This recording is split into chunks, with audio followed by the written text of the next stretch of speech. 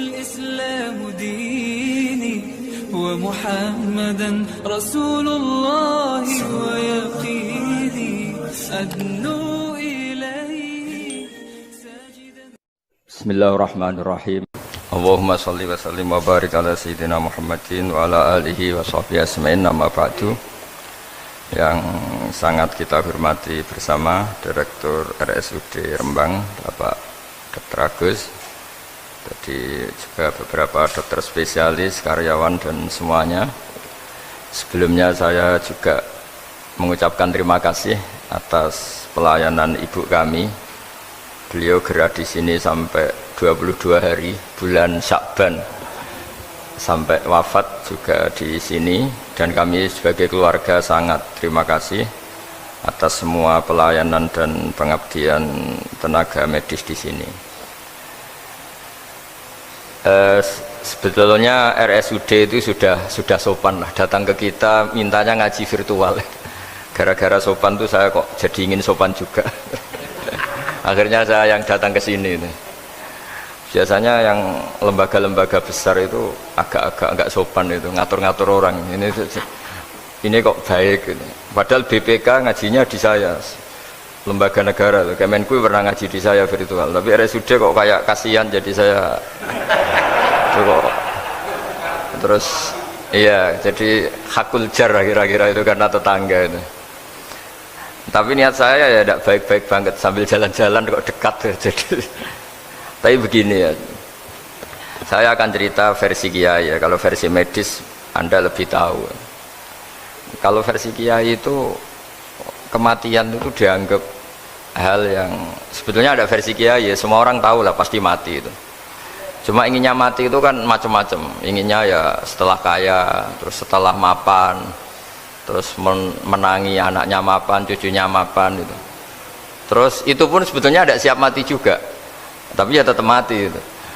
Jadi saya punya cerita, saya akan cerita yang lucu-lucu ya supaya nggak tegang ya menghadapi kematian.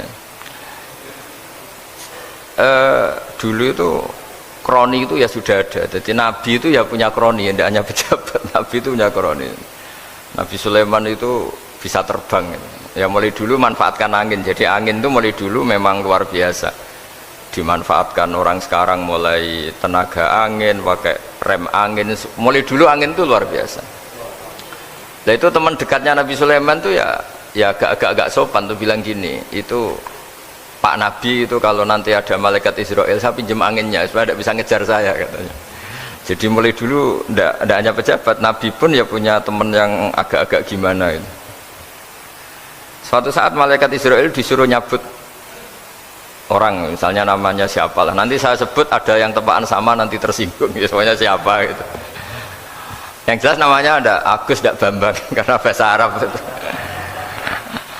itu orang ini cabut di India. Nabi Sulaiman kira-kira ya di Palestina kira-kira itu. Si orang ini ternyata di dekat Nabi Sulaiman. Nah karena Nabi itu kan orang hebat lah, sehingga malaikat ya kadang silaturahim ke para nabi. Israel sendiri ya kadang-kadang silaturahim ke para nabi. Silaturahim yang paling nggak disukai ya silaturahimnya malaikat Israel. Datang ke Nabi Sulaiman, sebenarnya niatnya silaturahim. Ternyata ketemu orang itu, kaget malaikatnya. Waduh ini gimana ini? Kok saya disuruh nyabut di India, kok orangnya di Palestina? Nabi Sulaiman kira-kira di kawasan Palestina, di wilayah yang katanya Israel itu. Karena Palestina kita tahu kan, menurut pemerintahan Israel itu wilayah Israel, menurut Palestina pemerintahan apa? Palestina. Tapi Indonesia alhamdulillah sampai sekarang itu nggak mau atau tidak punya hubungan diplomatik dengan apa?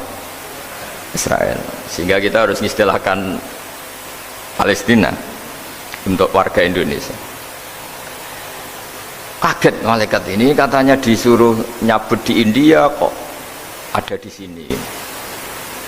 Nah si kroni ini, si orang yang itu melihat malaikat Israel, entah kenapa kok dia bisa melihat itu, mungkin punya kekuatan tertentu karena dekat Nabi. Kaget dia, malaikat melihat dia karena janggal ya, disuruh nyabut di India kok orangnya di Palestina. Si orang ini melihat malaikat juga takut. Malaikat itu punya hawa yang luar biasa. Akhirnya bilang ke Nabi Sulaiman, ya Nabi Allah, tolong pinjemin saya angin untuk saat ini juga saya bisa terbang ke India. Dipinjemin sama Nabi Sulaiman. Akhirnya orang itu sampai ke India. Dikira angin itu sudah segala-galanya sampai India. Terus malaikat senyum, seneng dia. Wah, ini sesuai protokol. Karena andai kan orang itu tetap di situ, malah malaikat gak berani ngambil karena prosedurnya harus ngambil di India. Jadi andai kan dia tetap diam di situ, sebenarnya malah gak masalah karena gak sesuai apa panduannya harus di. Karena dia terbang di India, malaikat itu nyusul ya terus diambil karena sesuai apa? Ya, sesuai perintah harus memang diambil di India. Nah, kemudian saya kan memang dipesenin untuk memperkuat apa ya, nakes, teman-teman semuanya lah pasien. Tapi saya cerita dimulai dari yang seperti ini saya sengaja karena memang ya hidup itu seperti inilah. Pasti kita semua akan mengalami kematian. Cuma inginnya kita ya hidup itu ya sehat ya, terus kalau mati itu ya tidak punya utang karena berat nanti utang itu. Saya tidak tahu fikihnya itu, kalau utang pribadi itu hisabnya berat, kalau utangnya lembaga itu gimana itu, dihitung salahnya direkturnya apa dihitung salah karyawan yang minta naik apa gaji. Saya tidak tahu, kayak utangnya Indonesia itu yang disalahkan itu menterinya apa presidennya apa yang selalu mengajukan gaji 13. Tidak tahu itu, karena di kitab tidak dibicarakan. Yang dibicarakan utang-utang apa? Pribadi ya. Kalau yang utang-utang lembaga negara itu nanti tak tanyakan malaikat auditornya ini gimana cara apa? Itu yang disalahkan menterinya, apa presidennya, apa direkturnya, apa pengajuan proposal itu. Nah, singkat cerita itu kalau ngadepin kematian atau sebenarnya yang ngadepi kehidupan juga kita ini, inna sholati wa nusuki wa mahyaya wa mamati lillahi rabbil alamin. Saya bicara ilmunya kiai. Misalnya si A itu sebenarnya sudah ditulis dia mati karena kecelakaan. Yang satu ditulis mati karena sepuh, karena tua itu. Yang satu mati karena tersedak, yang satu mati karena ngelindur. Mungkin yang satu mati karena tenggelam. Sehingga sebetulnya andaikan kita melihat Lauh Mahfud, kita ini ya naif. Saya berkali-kali ngaji bilang, kadang kita ini takutnya sampai angking takutnya dari motor ngelamun, gara-gara ngelamun kita. Andaikan malaikat itu kok suka bully, tawain gitu. Kamu catatannya kecelakaan kok yang kamu takuti apa? Covid. Tentang sejarah misalnya kita pernah hidup menanamkan kebencian sesama itu terus ke bawah. Anak cucu kita dikandani jogeman cocok wong iku musuh bapakmu mbahmu itu, sehingga anak cucu itu dendamnya diwariskan. Wong dendam kok dia apa wariskan, termasuk utang itu. Ketika kita jabat ingin rumah sakit ini mewah, pikirannya kok isdadi aku seleren semikir direktur berikutnya. Itu tidak tahu itu nanti hisabnya ke siapa. Saya ulang lagi ya.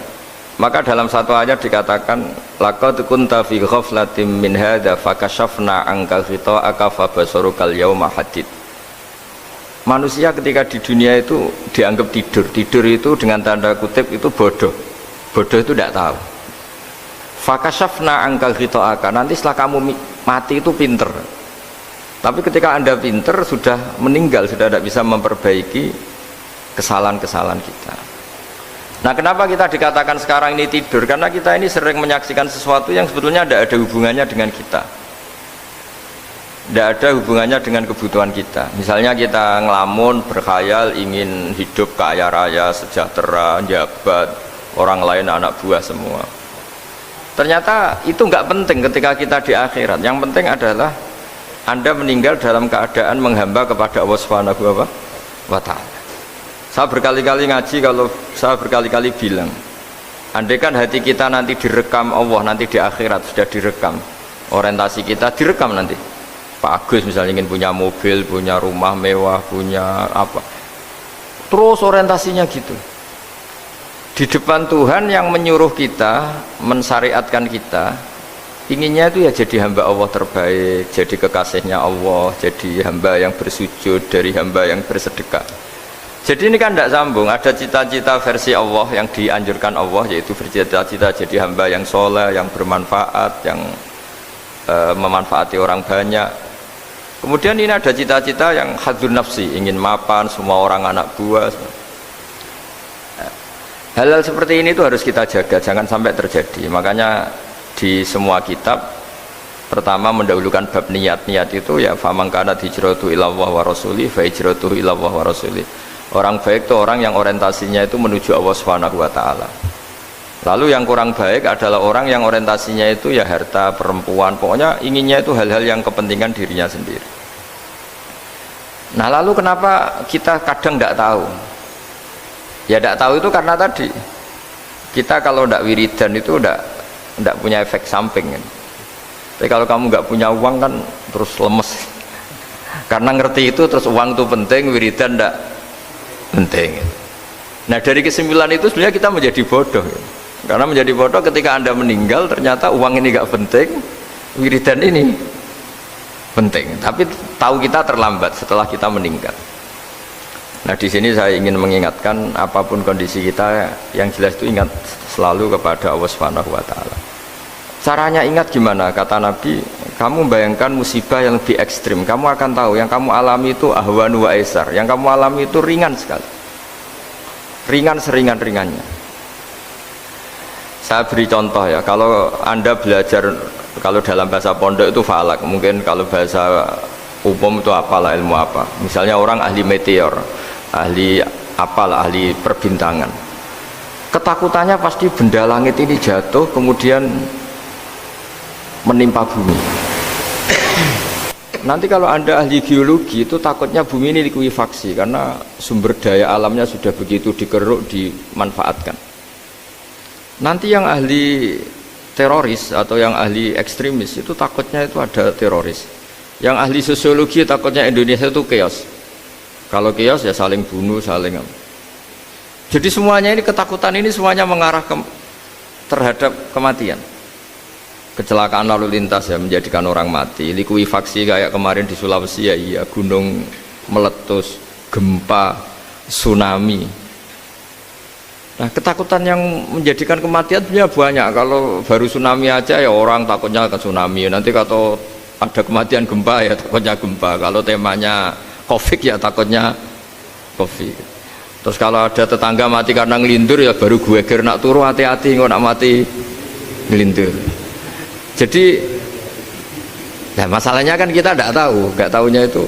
Ya tadi takutnya COVID, ternyata catatannya itu mati kecelakaan. Takutnya kecelakaan, ternyata matinya itu ngelindur.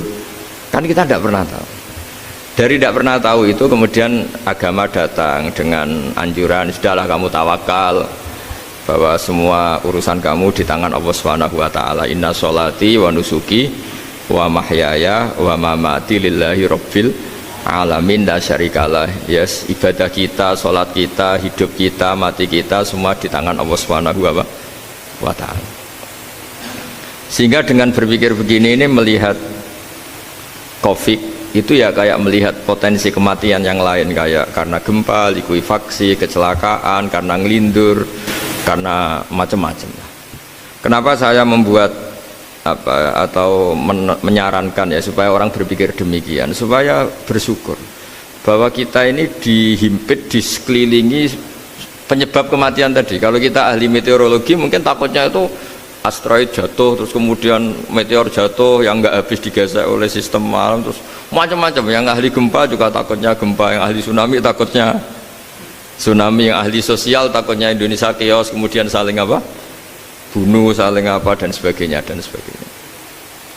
Nah, dengan keadaan seperti ini kita ini baik sekali, bukan sekedar baik sekali. Kita tidak mengalami chaos sosial, kita tidak mengalami likuifaksi, kita tidak mengalami benturan benda langit di bumi kita. Karena itu sekali terjadi bukan 1-2 lagi, tapi habis seluruh Indonesia, mungkin seluruh dunia. Nah, di sini cara Allah membuat kita selalu bersyukur bahwa hal-hal itu tidak terjadi. Jadi ada sebuah ayat yang Allah selalu mengingatkan Aamintum man fis sama ayakhsifa bikumul ardo fa idza hiya tamur.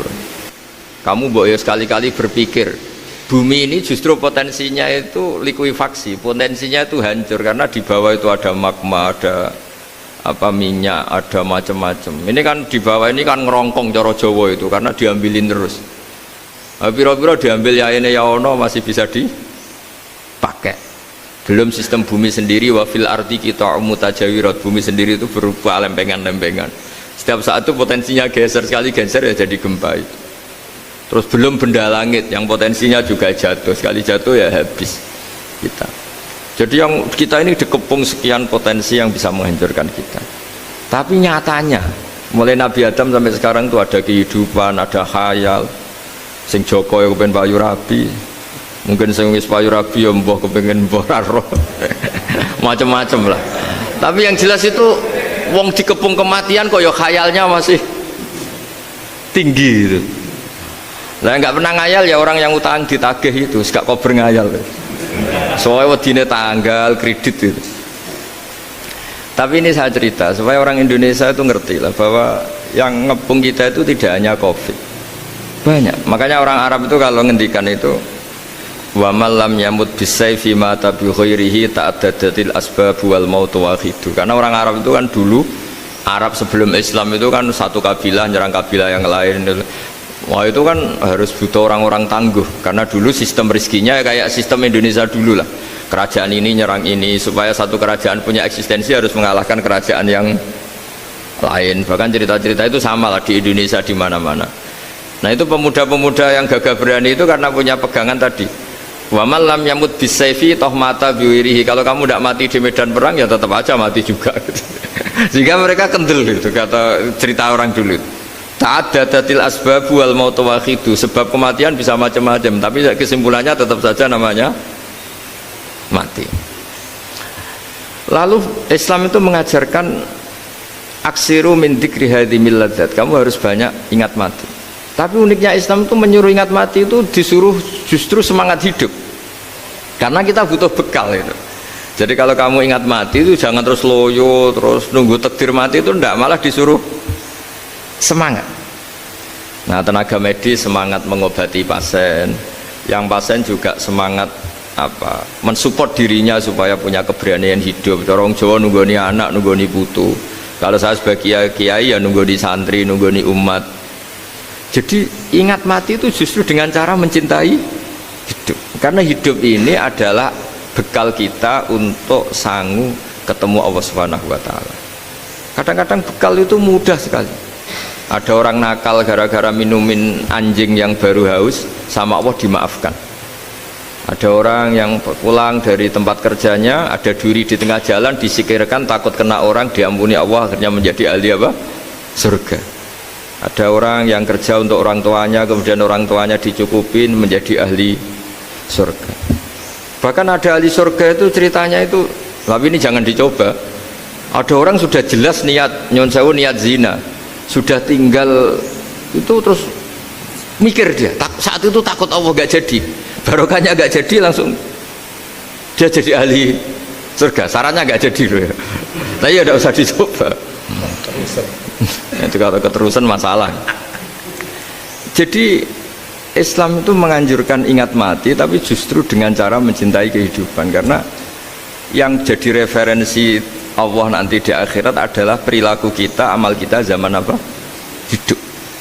Jadi disuruh ingat mati, tapi justru dengan cara sangat mencintai apa? Kehidupan. Lalu yang dinamakan kehidupan itu apa? Ya kita-kita ini, ada yang mengkhidmati agama, mengkhidmati orang sakit, mengkhidmati itu ya berbakti, membantu. Ada yang nata lalu lintas, ada yang nata keamanan kayak Pak Polisi, ada yang nata keuangan kayak Kemenku, macam-macam. Semuanya harus kita cintai, profesi-profesi yang oleh Islam dianjurkan untuk kita nekuni itu. Jadi saya mohon lewat cerita ini orang itu tidak fokus takut Covid. Kasihan Covid kan jadi tersangka pembunuh sini itu.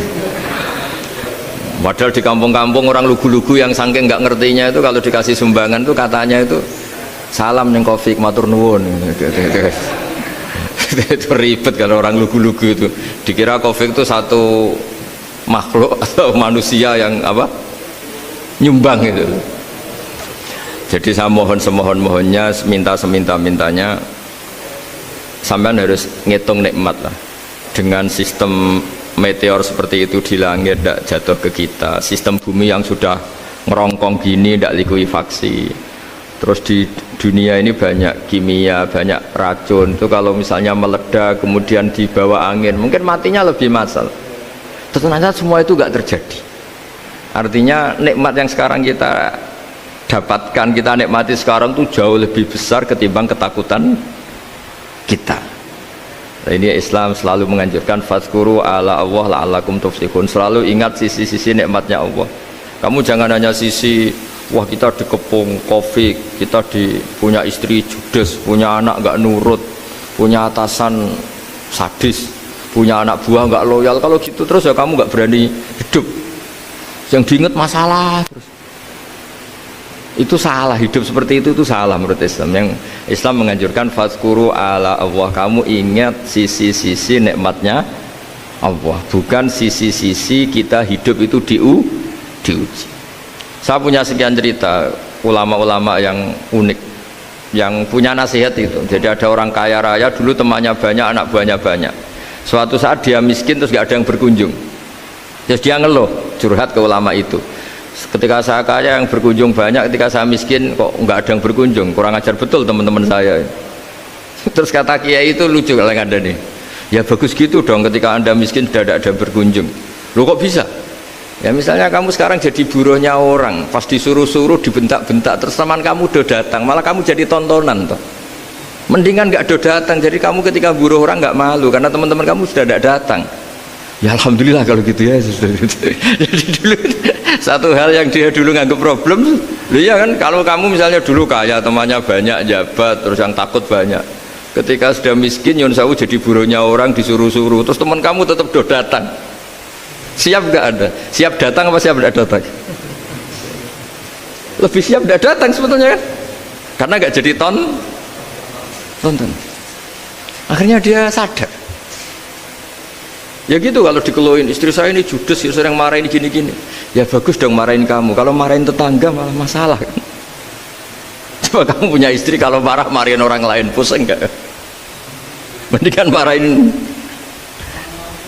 Jadi pokoknya dilatih terus, lama-lama dia bersyukur. Nah termasuk cara kita melihat kehidupan. Ada doa Rasulullah SAW yang luar biasa, ya Allah jadikan kehidupan ini sebagai penambahan saya untuk berbuat baik. Wal mauta rohatan li min kulli syarrin, kalau saya engkau takdir mati ya anggap mawon ini mati itu berakhirnya semua potensi keburukan saya. Orang itu kan potensinya dua, buruk betul atau potensi buruk. Mungkin sekarang kita tidak korupsi, tapi saja suatu saat kita korupsi. Mungkin sekarang kita tidak salah, suatu saat potensi salah. Dan mati itu mengakhiri itu semua. Makanya saya berkali-kali cerita kalau ngaji, kalau orang-orang alim NU itu kalau ada bajingan mati tetap dia seksa ini baik dia. Itu tetangganya nggak mau semua. Wong bajingan kok darani baik. Tapi kiainya ngotot harus disaksikan kalau ini baik. Akhirnya mereka bilang ya baik-baik. Padahal di hati kiainya sudah tidak bisa garong lagi, tidak bajing lagi. Ya baiklah gitu. Jadi sehingga orang-orang soleh itu melihat hidup itu ya biasa, melihat mati itu biasa, karena hidup adalah sarana kita menambah kebaikan dan mati adalah akhir dari segala keburukan kita atau potensi keburukan kita. Jadi Islam itu mengajarkan kita gimana menghadapi kehidupan, juga gimana menghadapi apa? Kematian. Jadi saya ulang lagi, itu ajaran-ajaran Islam yang luar biasa. Jadi ij'alil hayata ziyadatan li fi kulli khairin wal mauta rohatan li min kulli syarrin. Jadi hidup menambah kebaikan, kalau kita mati anggap saja mengakhiri semua buruk kita kalau kita sedang buruk atau potensi keburukan kita. Saya cerita ringan tapi supaya diingat-ingat. Jadi kalau kita yang nekuni, saya tadi kan sudah bilang, kita kiai yang nekuni ilmu itu ya tadi kita agak fokus bicara Covid. Innallaha yumsikus samawati wal arda an tazula wala in zalata in amsakahuma min ahadim min ba'dih. Kalau kamu ahli meteorologi kan melihat ini jatuh jumlahnya besarnya sekian. Ini kalau digesek oleh atmosfer paling masih sekian, kayak kemarin Januari kan hujan meteor yang sering kena Lampung kemarin. Terus di mana-mana mesti takut kamu itu. Kalau kamu ahli gempa takutnya itu ya pergeseran lempengan bumi. Kalau kamu ahli tsunami ya takutnya tsunami. Kalau ahli sosiologi ya takutnya chaos sosial, ya sama. Kamu medis ya takutnya penyakit yang menular, penyakit seperti ini. Oke, kita sekarang fokus menghadapi Covid dan kita selalu berharap supaya Indonesia terbebas dari apa? Covid dan musibah-musibah yang lain. Ya tadi, apa gunanya terbebas dari Covid tapi chaos sosial kayak apa terus kita? Sehingga Islam selalu mengajarkan harus disyukuri lah bahwa kita sekarang alhamdulillah kita hidup harmonis. Kita kata Mbah Mun Bhinneka Tunggal Ika itu dingendikakno terus yang terakhir masalah air. Air itu sumber kehidupan. Di antara Allah mengingatkan kita adalah qul ara'aitum in asbaha ma'ukum ghoron famay ya'tikum bima imma'in. Bumi ini kan bawahnya ada magma, terus ada air. Normalnya air itu enggak ada. Secara teori itu normalnya air itu enggak ada karena bumi itu kan kalau ada air kan meresap. Sudah meresap, bawahnya itu ada minyak, ada magma, harusnya air itu tersedot habis. Tapi orang saking angkuhnya, saking cueknya, ngira air itu malah potensinya itu abadi. Sebetulnya kalau menurut teori alam, air itu gampang hilang kan, diletakkan di bumi ya bumi itu meresap. Nanti bawahnya itu ada minyak, ada sebagian ada magma, ada macam-macam lah. Jadi potensi air itu harusnya nggak ada malah kalau melihat sistem itu. Tapi karena Allah saking rahmannya, air ini dijaga sedemikian rupa tetap ada. Kalau melihat sistemnya kan normalnya malah gak ada. Makanya Allah selalu mengingatkan in asbahama ukum ghoron, suatu saat air yang kamu pakai yang jadi sumber kehidupan itu bisa saja tahu-tahu hilang, mungkin tersedot oleh panas bumi atau corong Jawa niku nyeresep entek atau gimana lah cara Allah menghilangkan.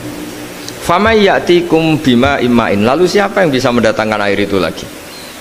Ini kata para hafid, ini yang kata guru-guru ya, termasuk yang dikatakan Pak Mukhtar ini, nanti orang harus ngendikan menjawab Allahu Rabbul Alamin, hanya Allah sendiri yang bisa mengatur air ini selalu ada. Ya, coba kalau kamu pikirkan air kamu sokkan di bumi kan mesti langsung hilang, meresap ke bumi. Bumi ada bawahnya lagi, ada bawahnya lagi, dan mungkin bukan yang paling bawah mungkin magma, harusnya itu nggak ada. Tapi Allah saking sayangnya mengatur sistem air itu ada dan tersedia. Tapi ketika orang terlalu cuek dan angkuh sampai lupa syukur tersedianya apa? Air itu Allah mengingatkan, disuruh bayangkan, kul ara'aitum, coba bayangkan kalau in asbaha ma'ukum ghoron. Tadi kan ada khataman ya, saya ikut, terima kasih. Bayangkan kalau air suatu saat itu ghoron menjadi hilang. Famay ya'tikum bima imma'in.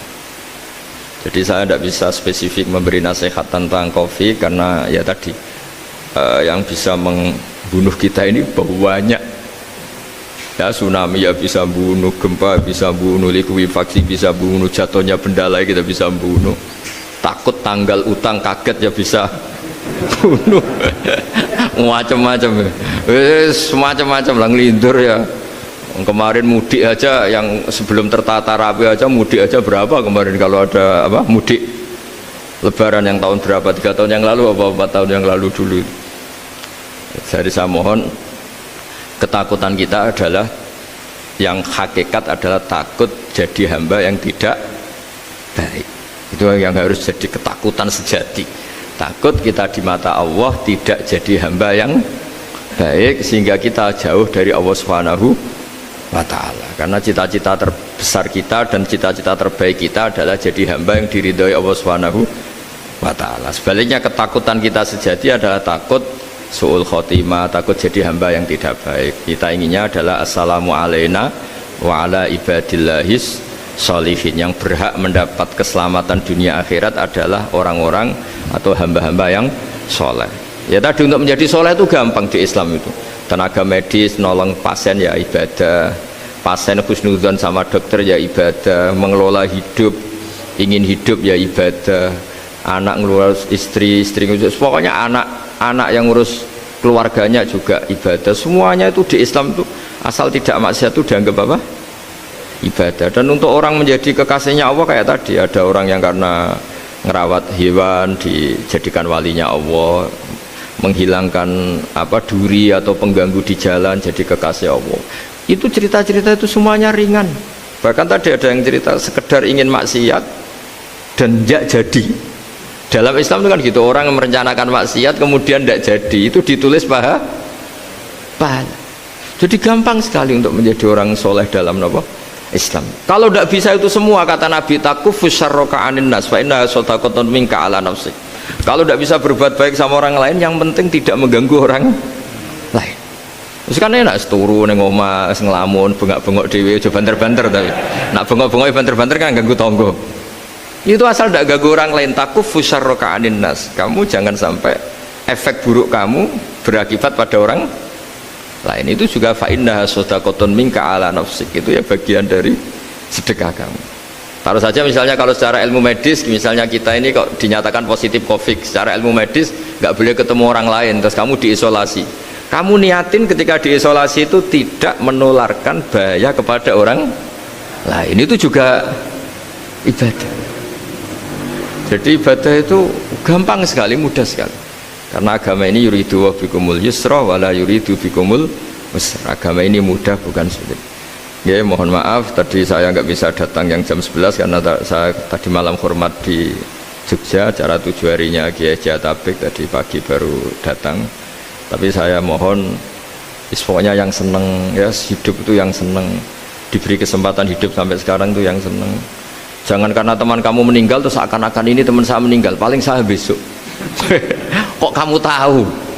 Nyatanya besok hidup lagi, besoknya ya hidup lagi, sampai sekarang ya masih hidup. Sudahlah, mensyukuri yang ada. Jadi sudah saya mohon, syukur itu penting. La in syakartum lazidanakum. Justru dengan kita syukur itu insya Allah segalanya akan tambah baik, tambah baik. Nggih, matur nuwun ngapunten ingkang kathah. Assalamualaikum warahmatullahi wabarakatuh. Al-Fatihah. A'udzu billahi minasyaitonir rajim. Bismillahirrahmanirrahim.